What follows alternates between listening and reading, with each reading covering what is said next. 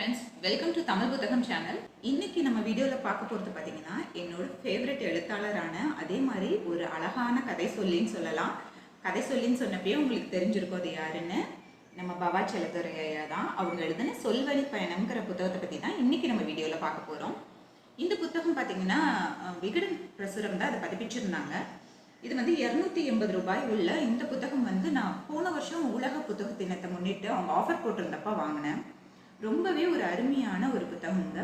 தன்னோட நினைவுகளை ஒரு 25 அத்தியாயங்களா பிரித்து கொடுத்துருக்காரு. ஒவ்வொன்றுமே ஒவ்வொரு டாபிக் மாதிரி தான் நமக்கு தெரியும். ஃபர்ஸ்ட் பார்த்தீங்கன்னா அவமானம், இழப்பு, வாழ்க்கை, தற்கொலை, அதே மாதிரி இந்த மாதிரி ஒவ்வொரு டாப்பிக்கும் ஒவ்வொரு விதமாக நம்மளை பாதிக்கும். அந்த மாதிரி அவர் தன்னோட உணர்வுகளை ரொம்பவே வெளிப்படையாக சொல்லியிருப்பாரு. நீங்கள் அவசியம் படிக்க வேண்டிய ஒரு புத்தகம். இல்லை ஃபஸ்ட்டு டாப்பிக்கே பார்த்தீங்கன்னா அவமானம்ங்கிற ஒரு டாபிக் தான். உண்மையிலே அதில் வந்து ஒரு விஷயம் பார்த்தீங்கன்னா இவர் வந்து 10,000 சொல்லி திருவண்ணாமலையில் இவருக்கு வந்து ஒரு வீடு இருக்குது. நிறைய பேர் யார் வேணுமாலும் அந்த இடத்துக்கு போகலாம் அப்படிங்கிற மாதிரி தான் சொல்லியிருப்பாங்க. அந்த இதில் பார்த்தீங்கன்னா ஒரு பையன் வந்து வர்றான், ஐயா எனக்கு வந்து கொஞ்சம் மனசு கஷ்டமாக இருக்குது, நான் உங்கள் கூட கொஞ்சம் நாள் தங்கலான்னு சொல்லிட்டு வர்றான். அப்படியே வந்த பையன் அங்கேயே செட்டில் ஆயிடுறான். ரொம்ப வீட்டில் ஒருத்தனா பழகிறான். அப்படி பழகிறப்ப அவன் டக்குன்னு ஒரு வார்த்தையை சொல்கிறான், ஐயா நீங்கள் மட்டும் வராமல் இருந்தீங்கன்னா இந்த விவசாயத்தில் நான் நல்ல ஈல்டு பார்த்துருப்பேன். நீங்கள் வர்றதுனால தான் என்னால் இந்த விவசாயத்தை நான் நினச்ச மாதிரி நல்ல முறையாக செய்ய முடியலன்னு சொல்லுவான். இது உண்மையிலே கொஞ்சம் அந்த பையன் சொல்கிறப்ப நமக்கே ஓவராக தான் தெரியும். அவரோட வீடு, அவரோட நிலம், அவர் தோட்டத்துக்கு வராமல் இருந்தால் பரவாயில்லன்னு அந்த பையன் சொல்கிறான்னா அவருக்குள்ள அந்த ஈகோ டக்குன்னு எட்டி பார்ப்போம். பார்த்துட்டு அவர் அதை ரியலைஸ் பண்ணி ஆமாம் அந்த பையன் சொல்கிறது உண்மைதான், நம்ம விட்டுட்டோம்னா அவனே நல்லா பண்ணுவான்னு இந்த ஏற்றுக்கிற ஒரு பெருந்தன்மை இருக்குது பார்த்தீங்களா. அதெல்லாம் அவர் சொல்கிறப்ப உண்மையிலே சின்ன சின்ன விஷயம் நம்மளும் இந்த ஈகோ பார்க்காம விட்டு கொடுத்தா நம்ம வாழ்க்கையும் கொஞ்சம் நல்லா இருக்கும் அப்படிங்கிறதெல்லாம் தோணும். நீங்கள் கண்டிப்பாக இந்த புத்தகம் படித்து பாருங்கள். இப்படி ஒவ்வொரு டாபிக்குள்ளேயும் ஒவ்வொரு விதமான கதைகளை அவர் சொல்லி, அது கதைகள்னு சொல்லக்கூடாதுங்க, அவர் வந்து நடந்த விஷயங்களை சொல்லி அதுக்காக சில புத்தகங்களையும் பரிந்துரை பண்ணுவார். சிறுகதைகள் உள்ள புத்தகம் தான். நீங்கள் அதனால் இந்த புத்தகம் படிச்சிங்கன்னா கண்டிப்பாக உங்களுக்கு வந்து புக் ரெக்கமெண்டேஷன் வேணுங்கிறவங்களுக்குலாம் ரொம்பவே யூஸ்ஃபுல்லாக இருக்கும். ஒவ்வொரு டாப்பிக்லையும் குறைஞ்சது ஒரு 2லேருந்து 3 புத்தகங்கள் இவர் பரிந்துரை பண்ணுவார்.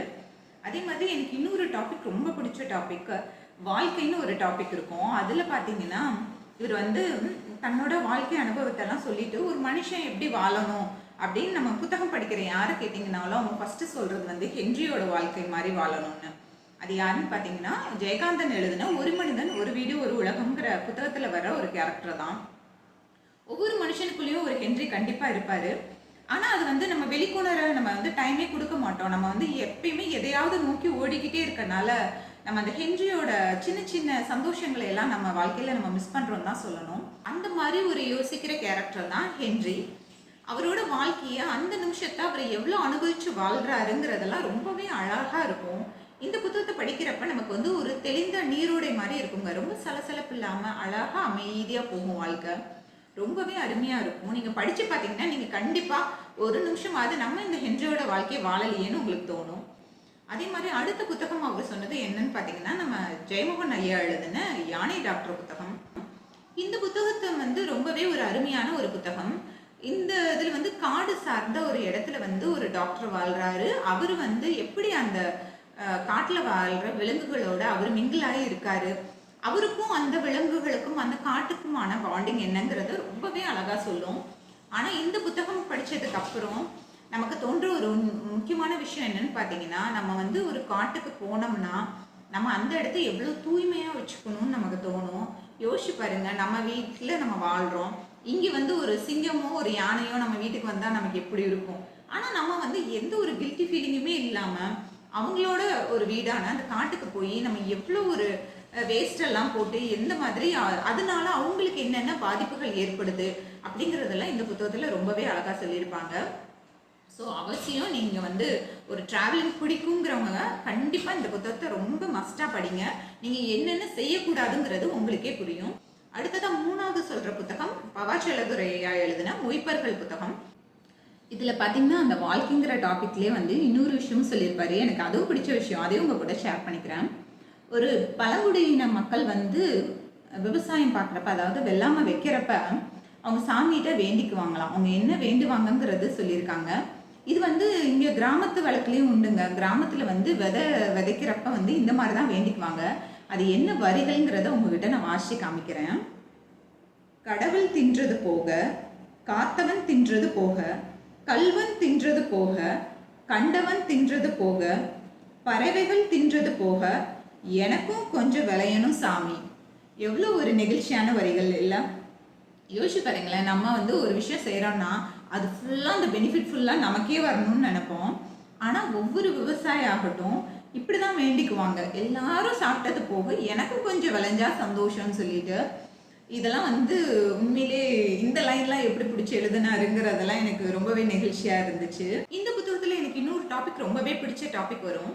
அதில் என்னென்னா, நம்ம ஊருக்கெல்லாம் வந்து வண்டியில் வந்து நம்பர் போர்டு இருக்கும் பார்த்தீங்களா, TN56 TN42 அந்த மாதிரி.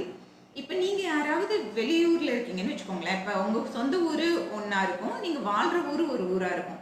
சப்போஸ் நீங்கள் எங்கேயாவது காரில் போயிட்டுருக்கப்ப சட்டுன்னு உங்கள் ஊர் வண்டி வந்து அங்கே போகுதுன்னு வைங்களேன், அந்த நம்பர் போர்டை பார்த்தாலே உங்களுக்குள்ள ஒரு சந்தோஷம் வரும் இல்லையா? அந்த வண்டியில் போகிறவங்க யாருன்னே நமக்கு தெரியாது, அவங்களுக்கும் நமக்குமான எந்த தொடர்புமே இருக்காது. ஆனால் அந்த ஊர் பந்தம்னு ஒன்று இருக்குது பார்த்தீங்களா? நம்ம ஊர் வண்டி போகுதுப்பான்னு நீங்கள் யாராவது சொல்லியிருக்கீங்களா? நான்லாம் நிறைய தடவை ட்ராவலிங் அப்போ சொல்லியிருக்கேங்க. எனக்கு அது சந்தோஷமாகவும் இருக்கும், நம்ம ஊருக்காரங்க போகிறாங்க அப்படிங்கிற மாதிரி இருக்கும்.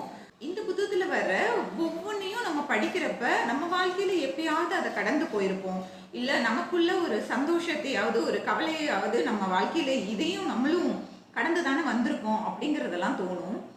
அதுக்காக பார்த்து நீங்கள் இந்த புத்தகத்தை படிக்கணும். இந்த கதையில் வந்து இன்னொரு நிகழ்வை பற்றியும் பகிர்ந்திருப்பாரு. எனக்கு அந்த நிகழ்வு ரொம்பவே ஒரு பாதிச்ச நிகழ்வு, அதனால அதை வந்து உங்கள் கூட நான் பகிர்ந்துக்கிறேன். அது பார்த்தீங்கன்னா, ஒரு வயசான ஒருத்தர் இருப்பார். அவர் வந்து 2 நாய்க்குட்டிகளை வளர்த்துவார். அது வந்து பெரிய நாய், நல்ல தோரணையாக இருக்கும், பார்த்தாலே பயப்படுவாங்க. அந்த நாய்களை மீறி யாருமே அவர் வீட்டுக்குள்ளே வர முடியாது. அவருக்கு ஒரே ரொம்ப சந்தோஷமாக இருக்கும். நமக்கு வந்து நம்ம வயசான காலத்தில் இந்த 2 நாய்களுமே நமக்கு ரொம்ப பாதுகாப்பாக இருக்கும்னு நினச்சிட்டு இருப்பாரு. அப்படி இருக்க சூழல்லாம் அவர் வீட்டில் ஒரு திருட்டு நடந்துடும். அவருக்கு ஒரே ஆச்சரியம், இந்த நாய்க்குட்டிகளை மீறி எப்படி வந்து அவன் திருடிட்டு போனாங்கன்னு சொல்லிட்டு அவருக்கு ரொம்ப ஆதங்கமாகி அதை கண்டுபிடிக்கணும்னு சொல்லி கண்டுபிடிச்சிருவாரு. கண்டுபிடிச்சிட்டு போய் இந்த திருடங்கிட்ட கேட்டால் அவன் ஒத்துக்கவே மாட்டான். ஆனால் இவர் என்ன சொல்லுவாருன்னா, எப்பா நீ திருந்தான்னு எனக்கு தெரியும், ஆனால் நீ திருட்டு போன பொருளையும் கொடுக்க வேணாம், உன்னை நான் போலீஸ் கம்ப்ளைண்ட்டும் பண்ணல, ஆனால் இந்த நாய் யாரையுமே உள்ள விடாது, உன்னை எப்படி உள்ள விட்டுச்சு, நீ எப்படி எந்த சத்தமுமே இல்லாமல் திருடிட்டு போனாங்கிறத மட்டும் எனக்கு சொன்னால் போதும்னு சொல்கிறாரு.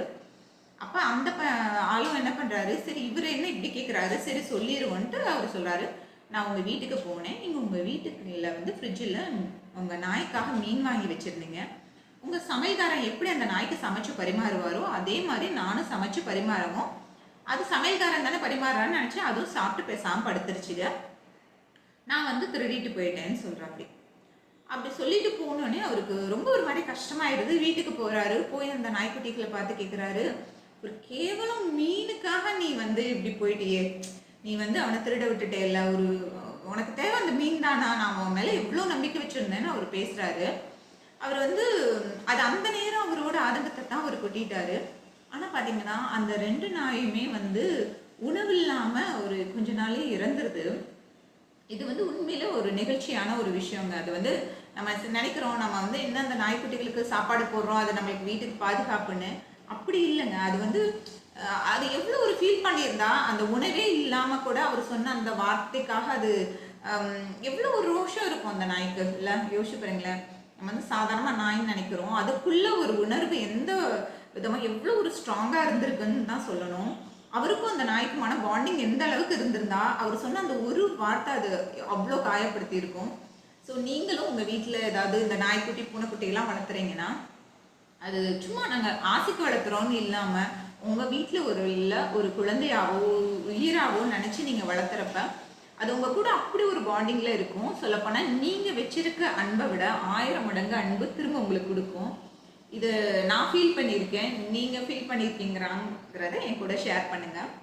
அது மாதிரி இந்த புத்தகத்தை வந்து நீங்கள் ஒவ்வொரு டாப்பிக்காக நீங்கள் படிச்சுட்டே போகிறப்ப நீங்கள் அடுத்தடுத்துன்னு கடந்தெல்லாம் போக முடியாதுங்க. ஒவ்வொரு டாப்பிக்குள்ளேயும் நீங்கள் போகிறப்ப உங்களை நீங்களே உணர்வீங்க. இல்லை நீங்கள் வந்து உங்களோட கடந்த காலத்தை கொஞ்சமாவது இந்த புத்தகம் உங்களை தழுவிட்டே தான் போகும். அவ்வளோ ஒரு அருமையான புத்தகம். கண்டிப்பாக நீங்கள் வாசிச்சு பாருங்கள். பிகினர்ஸாக இருந்தாலும் நீங்கள் வாசிச்சு பார்த்தீங்கன்னா ஒவ்வொரு டாப்பிக்குள்ளேயும் உங்களுக்கான புக் ரெக்கமெண்டேஷனும் ஒளிஞ்சிருக்கும். ஸோ அதை கண்டுபிடிச்சி நீங்கள் உங்களுக்கான புத்தகம் எதுங்கிறத தேர்ந்தெடுத்து படிங்க. பாபா செல்லதுரைய பத்தி உங்களுக்கு தெரிஞ்சிருக்கும். தெரியாதவங்களுக்கு நான் சொல்றேன். இவர் வந்து ஒரு அழகான கதை சொல்லி, இவரோட கதை சொல்றதெல்லாம் பாத்தீங்கன்னா நமக்கு புத்தகம் படிக்கிறதுக்கான ஆர்வத்தை பயங்கரமா தூண்டும். ஸோ இவரோட கதைகள் மூலமா நிறைய பேர் புத்தகம் படிக்க வந்தவங்களும் இருக்காங்க. அவ்வளோ அழகா ஒரு கதையை சொல்லுவாருங்க. கதையை வந்து புத்தகத்தை வந்து இவர் வந்து அப்படியே படிச்சுட்டு அப்படியே சொல்ல மாட்டாரு. இவர் வந்து தன்னோட பாஷையில தனக்கான பாணியில கொஞ்சம் எக்ஸ்ட்ரா அங்கங்க சேர்த்து கூட சொல்லுவாரு. ரொம்ப அருமையா இருக்கும் கேட்க. அது இது வரைக்கும் நீங்க அவரோட கதைகளை கேட்காட்டி ஒரு தடவையாவது ஏதாவது ஒரு கதையை கேட்டு பாருங்க. ரொம்பவே நல்லா இருக்கும். இந்த வீடியோ உங்களுக்கு பிடிச்சிருக்கும்னு நான் நம்புறேன். தொடர்ந்து இதே மாதிரி புத்தகங்களை பத்தின வீடியோ வேணும்னா நம்ம சேனல்ல இணைந்திருங்கள். அதுவரை உங்களிடமிருந்து விடைபெறுவது கலையரசி சீனிவாசன்.